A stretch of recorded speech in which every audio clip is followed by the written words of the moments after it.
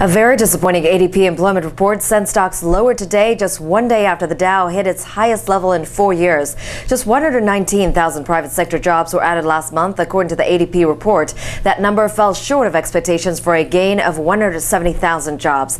At the end of the week, we'll be watching for the monthly government jobs report, in which analysts are expecting a gain of 163,000 jobs in April.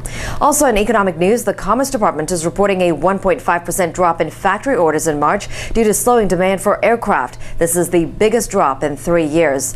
On the earnings front, Chesapeake Energy missed earnings expectations yesterday, sending its stock price lower by 12% after the opening bell today. Chess and MasterCard are trading lower today, despite the company posting an earnings beat thanks to consumer spending. Tomorrow we'll take a look at chain store sales as well as earnings results from Kraft and GM. This is Sayoko Marasi for PassFail.com, taking you behind the ticker.